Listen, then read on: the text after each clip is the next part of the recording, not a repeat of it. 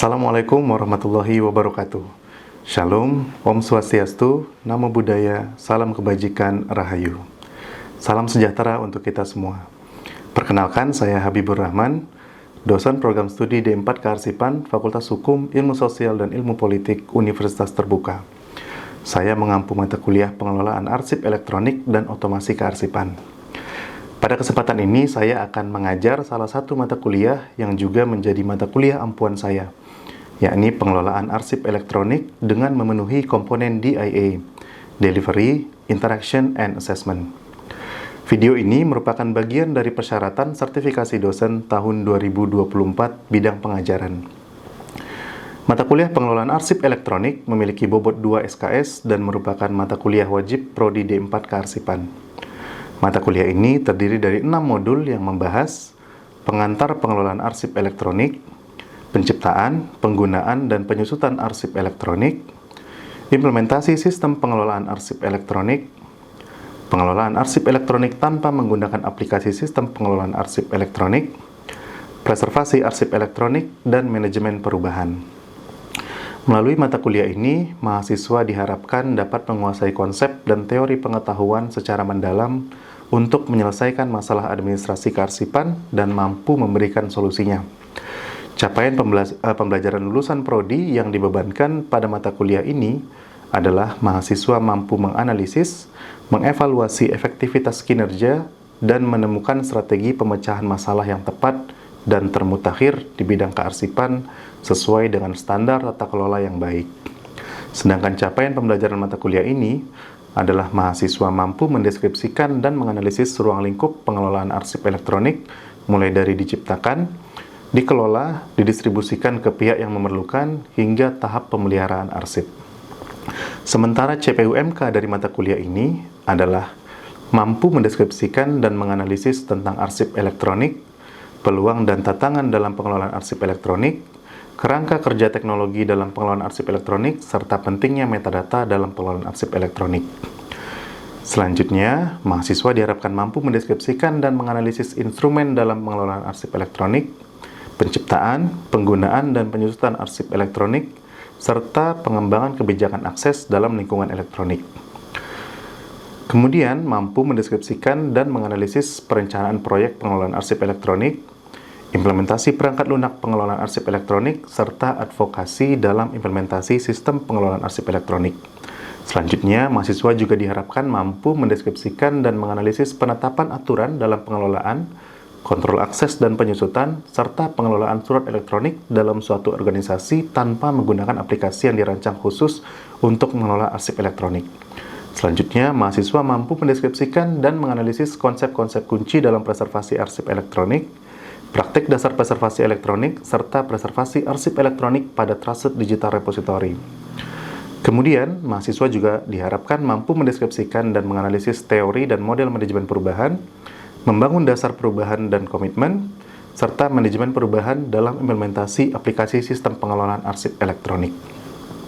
Saya mengampu mata kuliah pengelolaan arsip elektronik melalui tutorial online. Pada tutorial online, baik dosen maupun mahasiswa memiliki fleksibilitas untuk mengatur jadwal kelas tambahan secara sinkronus melalui platform Microsoft Teams atau Zoom jika ada materi yang dianggap sulit. Pembelajaran mata kuliah ini menerapkan pendekatan pembelajaran yang berorientasi pada siswa atau student-centered learning. Di antaranya akan dilakukan melalui metode diskusi, presentasi, tanya jawab, dan penugasan. Penilaian dilakukan melalui ujian akhir semester yang berupa soal tes esai serta penilaian tugas yang berupa case method. Saat ini saya mengajar mata kuliah pengelolaan arsip elektronik melalui tutorial online selama 16 minggu. 8 minggu digunakan untuk tutorial online. 4 minggu sebelum tutorial online digunakan untuk belajar mandiri dengan mempelajari BMP atau buku materi pokok, dan 3 minggu sesudah tutorial online, mahasiswa belajar mandiri untuk mempersiapkan ujian akhir semester. Serta di minggu terakhir digunakan sebagai ujian akhir semester. Penilaian untuk mata kuliah ini terdiri dari beberapa komponen yang meliputi nilai tutorial dan UAS. Nilai tutorial yang memiliki bobot 30% yang terdiri dari 20% nilai kehadiran, 30% nilai diskusi atau partisipasi, dan 50% berasal dari penyelesaian tugas tutorial. Sementara nilai UAS memiliki bobot 70%, Terdapat 3 tugas tutorial yang harus dikerjakan mahasiswa pada minggu ketiga, kelima, dan ketujuh. Berikut adalah kegiatan pembelajaran mata kuliah pengelolaan arsip elektronik yang diadakan melalui platform Zoom dengan materi yang diambil dari modul 2 buku materi pokok pengelolaan arsip elektronik mengenai penciptaan, penggunaan, dan penyusutan arsip elektronik. Selamat menyaksikan. Baik, bismillahirrahmanirrahim. Assalamualaikum warahmatullahi wabarakatuh. Waalaikumsalam. Waalaikumsalam warahmatullahi wabarakatuh. Selamat pagi teman-teman. Gimana kabarnya nih teman-teman? Baik, Pak. Baik, sehat ya? Alhamdulillah. Pak, baik. Alhamdulillah. Jadi teman-teman hari ini kita akan web ya. Jadi web pada mata kuliah pengelolaan arsip elektronik. Jadi ini sudah teman-teman sudah mengikuti tuton. Kemudian sekarang kita akan membahas mengenai modul 2 ya teman-teman. Modul 2 itu mengenai daur hidup arsip di penciptaan, penggunaan, dan pengelolaan arsip. Nah, di sini kita akan masuk membahas tentang daur hidup khususnya arsip elektronik ya teman-teman. Jadi nanti di akhir pembelajaran saya mau teman-teman itu paham nih mengenai arsip elektronik, bedanya arsip konvensional, arsip elektronik itu apa, kemudian bagaimana penciptaannya gitu ya, kemudian bagaimana nanti arsip elektronik tersebut disusutkan gitu. Untuk itu saya izin untuk share screen ya. Sebelum kita masuk ke pengelolaan arsip elektronik lebih jauh, khususnya tentang daur hidupnya, saya mau dengar nih cerita dari teman-teman kira-kira, ini kan teman-teman banyak yang ini ya, banyak yang sudah menjadi arsiparis atau sudah bekerja di lingkungan pemerintahan misalnya, atau sudah bekerja mengelola dokumen di instansi swasta atau pemerintah. Mungkin boleh cerita nih dan sharing nih teman-teman. Kira-kira bagaimana pengelolaan arsip di tempat teman-teman bekerja? Apakah sudah menggunakan arsip elektronik, atau masih yang konvensional, atau sudah mengarah ke sana nih? Mungkin bisa cerita nih teman-teman. Silakan. Ada yang bisa sharing mungkin? Ya Mbak Siti Rohma, silakan Mbak. Nggak, saya sharing sedikit aja. Jadi Ya. kalau di kantor saya memang kalau sekarang itu untuk penciptaan arsipnya sudah menggunakan elektronik ya Pak, hampir mungkin 90% gitu loh. Jadi kami menggunakan namanya kalau di kami Nadine. Memang tapi tidak menggunakan Sri Kandi gitu Pak. Jadi kami dari penciptaan terus tapi baru sampai tahap nanti setelah penciptaan itu nanti kan kami ada pembuatan arsipnya di situ namanya Nadine. Nah, nanti kami setelah itu ada lagi tools untuk melakukan pemberkasan itu namanya dengan menggunakan modul e-arsip. Di situ kami bisa melakukan pemberkasan arsip elektronik yang tercipta di kantor kami. Itu aja mungkin Pak yang bisa saya sharing. Ya, jadi Belum sampai tahap penyusutan, belum. Oh, belum. Jadi Nadine itu untuk ini ya Mbak ya, penciptaan ya? Ya, untuk penciptaan arsipnya kami memang belum terintegrasi dengan Sri Kandi. Kalau saya dengar sih sepertinya memang dalam proses tahap penggabungan dengan Sri Kandi gitu, Pak Habib. Terima kasih Mbak Siti Rohma atas Iya, sharing. Pak. Ya. Teman-teman lain yang bisa sharing?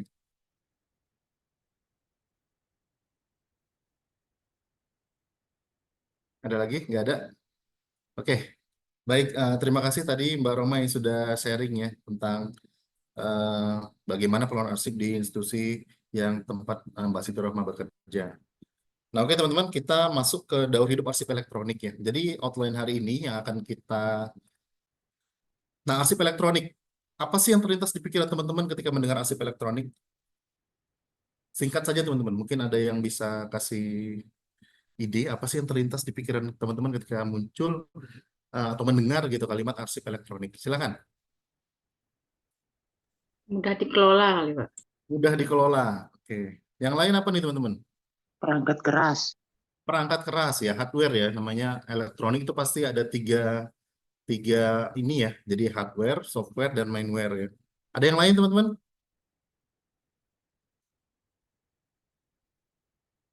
Ya, itu macam-macam ya. Jadi arsip elektronik mungkin saat ini udah nggak asing lagi kita mendengar istilah ini ya, karena sekarang kan ini serba digitalisasi ya teman-teman ya. Jadi untuk menghemat space juga, saya tahu di bagian kearsipan itu pertumbuhan arsip itu pasti sangat cepat sekali gitu, sehingga dibutuhkan sebuah solusi gimana caranya supaya arsip ini bisa dikelola dengan baik tanpa membutuhkan ruangan yang terlalu besar gitu ya.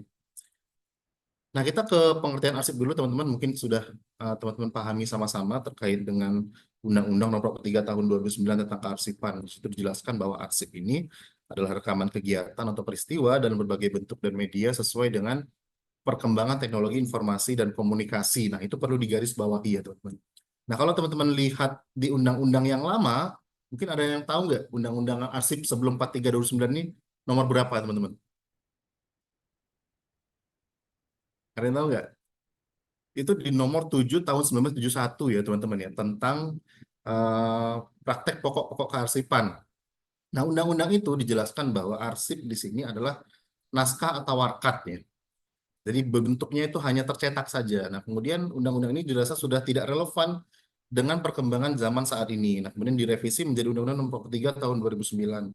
Nah, di undang-undang itu dijelaskan kalau arsip ini adalah rekaman kegiatan atau peristiwa sesuai dengan perkembangan teknologi informasi dan komunikasi. Sehingga kita mengenal sekarang ini tidak hanya ada bentuk arsip yang tercetak saja, tapi ada juga arsip yang bentuknya elektronik seperti file begitu ya, audiovisual dan sebagainya. Jadi arsip elektronik adalah arsip yang diciptakan menggunakan komputer, dipelihara menggunakan komputer, dan diakses menggunakan komputer gitu. Jadi dia butuh alat bantu untuk mengaksesnya. Itu yang diistilahkan dengan arsip elektronik. Nah, ini mungkin teman-teman juga pernah dengar istilah-istilah lain ya, kayak misalnya arsip komputer, kemudian arsip digital atau MRR ya, mesin readable record atau record yang terbaca dengan mesin ya, atau arsip digital. Nah, ini sama ya teman-teman ya, cuman beda istilah saja, sama. Jadi istilah lain itu bisa beraneka macam, tapi itu tetap sama mengacunya kepada arsip elektronik. Oke, lanjut. Jadi arsip digital atau arsip elektronik ini teman-teman ada dua jenisnya teman-teman. Jadi ada arsip yang born digital, ada arsip yang reborn digital. Apa itu arsip yang born digital? Jadi arsip yang terlahirnya sudah berbentuk digital. Jadinya dibuat, dipertahankan sebagai materi digital. Contohnya apa? Surat elektronik ya, kayak misalnya tadi Mbak Siti Rohma itu pakai Nadine. Gitu. Surat itu sudah lahirnya dari awal itu sudah berbentuk digital. Nah, perlu diingat teman-teman, ketika arsip digital ini terlahir, born digital, itu dia tidak boleh dialih mediakan. Nah, ini teman-teman. Jadi ketika ada surat, misalnya surat itu kan ada autentifikasinya ya teman-teman ya.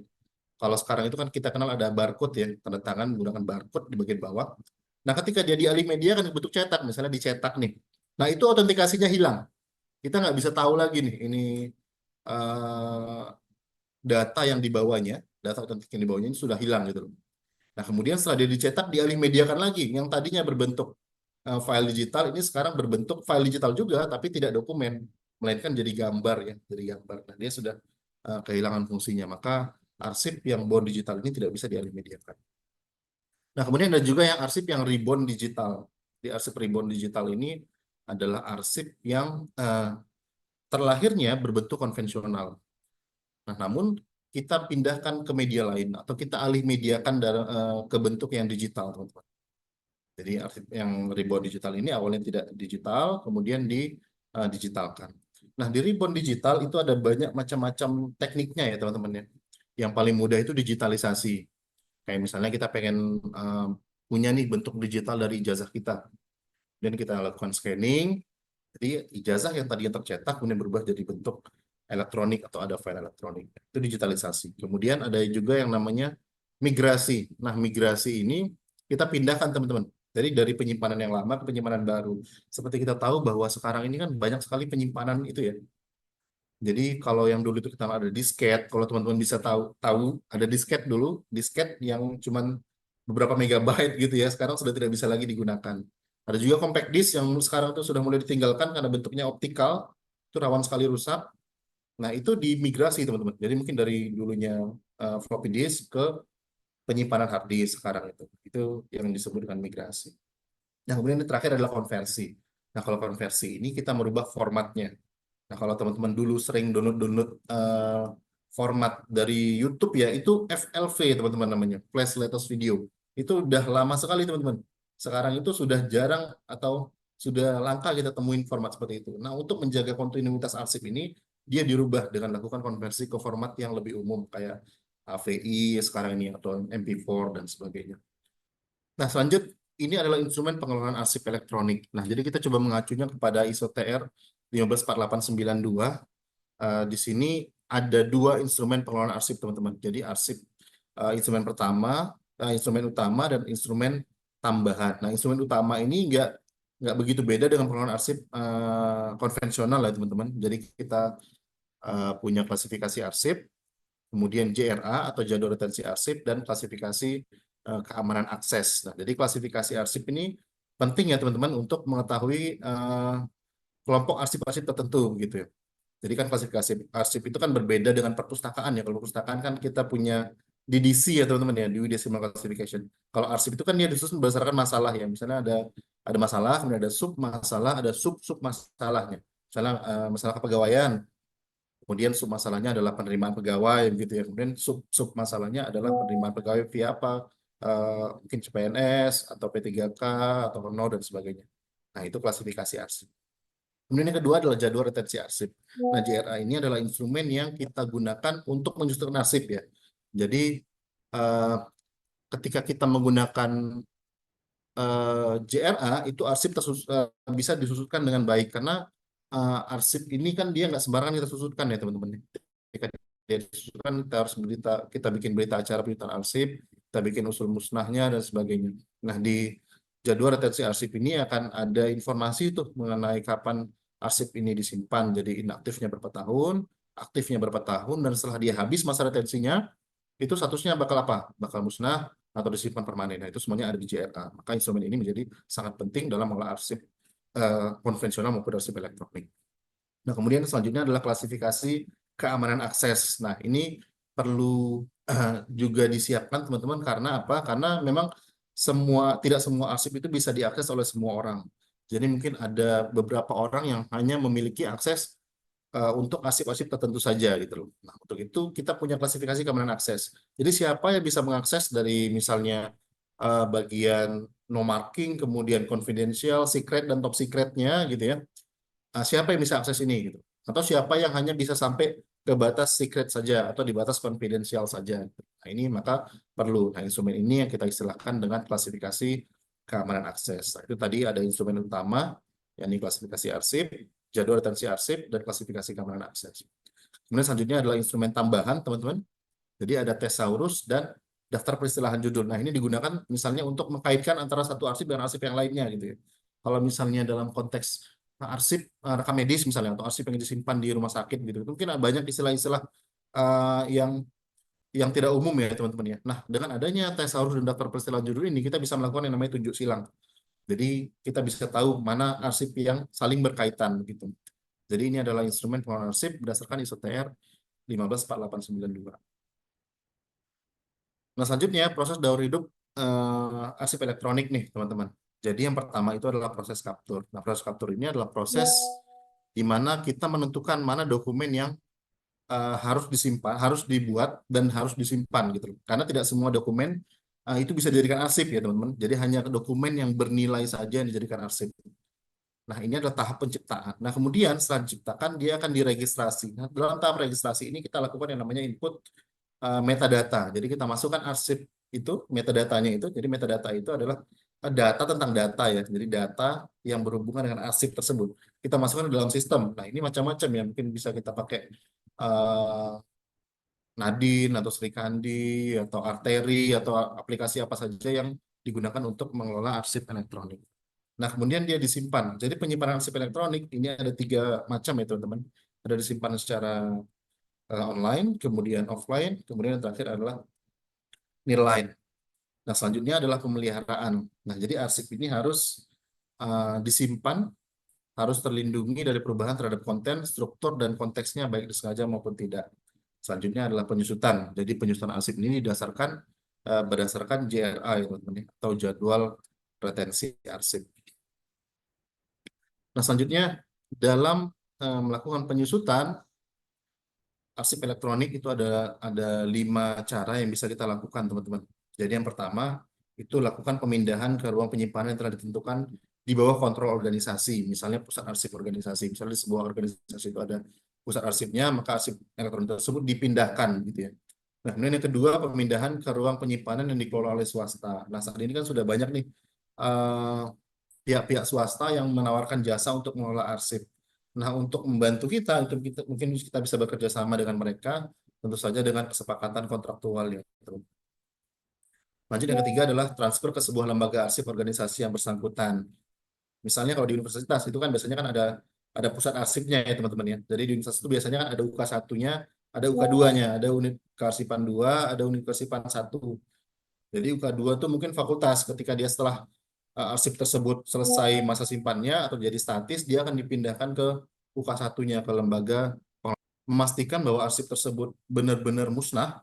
Itu kita bisa berpedoman kepada Per Andri nomor 6 tahun 2021 tentang pengelolaan arsip elektronik. Nah, di Per Andri itu dijelaskan teman-teman bagaimana kita memusnahkan arsip elektronik berdasarkan tingkat keamanan aksesnya atau tingkat konfidensialnya. Oke, teman-teman, itu saja presentasi hari ini. Silakan diberikan pertanyaan jika teman-teman masih ada kira-kira yang dirasa belum jelas. Terima kasih. Silakan teman-teman. Oke, Saya silakan Pak, Mbak Siti. terkait ini Pak, JRA arsip. Nah, apakah JR arsip Mbak yang Siti digunakan? Rohmah, dipersilakan. Oh iya Pak, terdengar suara saya Pak? Tes tes. Ya, sudah Ya. kedengaran. Iya, ini Pak terkait dengan jadwal retensi arsip. Apakah jadwal retensi arsip untuk arsip elektronik apakah sama gitu Pak dengan yang digunakan untuk jadwal retensi arsip arsip konvensional? Karena kalau di tempat saya memang sudah melakukan arsip elektronik, tetapi memang JRA-nya masih sama gitu Pak, belum dibedakan. Itu aja Pak. Terima kasih. Terima kasih Mbak Siti Rohmah. Iya, jadi untuk saat ini memang JRA, arsip elektronik dan arsip konvensional itu masih sama ya. Jadi belum ada aturan yang mengatur tentang kekhususan untuk JRA arsip elektronik. Jadi kalau misalnya kita pakai misalnya pakai Sri Kandi ya, atau pakai Arteri, itu ketika kita mengimpor arsip kita masukkan juga jadwal retensinya gitu. Jadi ketika nanti dia habis masa simpannya, itu akan ada pemberitahuan terkait arsip ini sudah habis masa simpannya gitu. Kemudian tindakan selanjutnya apa? Apakah disusutkan gitu atau disimpan secara permanen. Jadi memang belum ada ya Mbak Siti Rohmah Ya, baik Pak. aturan Terima yang kasih khusus Pak Habib. mengatur tentang JRA arsip elektronik. Ya, terima kasih Mbak Siti Rohmah. Ya, terima kasih Pak Habib atas penjelasannya. Silakan Oh, yang izin Pak Habib. Pak Habib, sudah ya, dengar Pak Habib? ya, Lawat Pak Habib. silakan. Oke, oke. Silakan Mas. Iya, mau menanyakan Pak Habib, mohon maaf ini menggunakan HP, jadi nggak kan.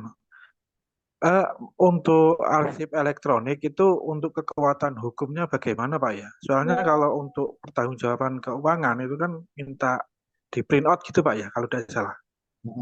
Ya, mungkin itu aja Pak, mohon petunjuknya Pak. Oke, jadi selama arsip elektronik itu bentuknya otentik ya teman-teman, ada autentiknya, ada autentikasinya, jadi tanda tangan di digital misalnya itu sah di buktian hukum. Namun sekarang ini memang untuk laporan-laporan keuangan itu memang banyak yang harus masih bentuk tercetaknya ya teman-teman, masih berbentuk tercetak. Jadi saya pikir bahwa ketika arsip tersebut bentuknya elektronik dan dia itu otentik dan ada bukti otentiknya, itu bisa dijadikan bukti yang sah gitu ya.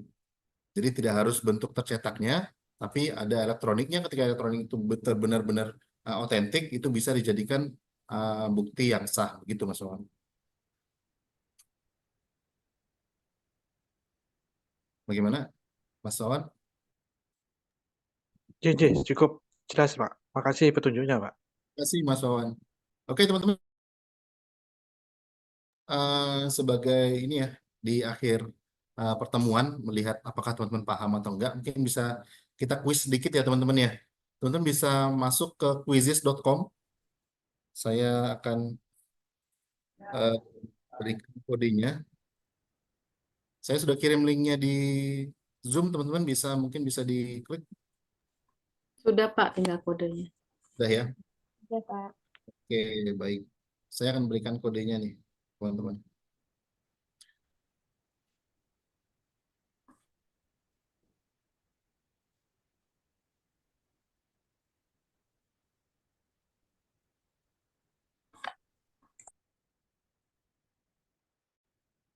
Sudah terlihat teman-teman? Oh, sudah Pak. Silakan ya teman-teman ya. Kodenya 514536.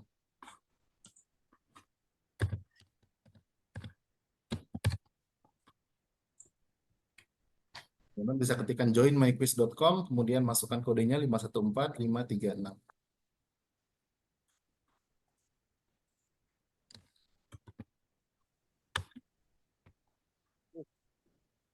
Bisa teman-teman? Ya, Pak. Oke, ini sudah mulai banyak yang masuk ya. Ada Mbak Siti, Mbak Dian, Mas ARS. Ini siapa ini? Mas ARS. Ya, silakan ditunggu teman-teman. Klik, ketikkan joinmyquiz.com, kemudian kodenya 514536.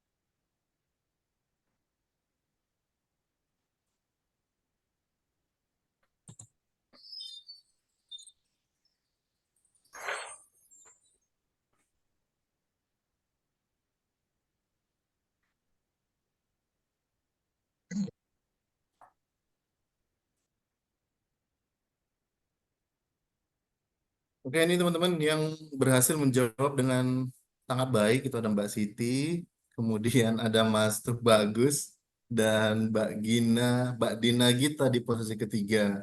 Selamat teman-teman yang sudah menang. Jadi akurasinya adalah 85% ya. Saya harap dengan akurasi yang sangat tinggi ini teman-teman paham ya dari materi yang tadi saya sampaikan teman-teman. Jadi kayak Mbak Siti nih dia menjawab seluruhnya benar teman-teman. Dilihat ada beberapa orang yang masih salah di beberapa poin, nggak apa-apa ya teman-teman ya.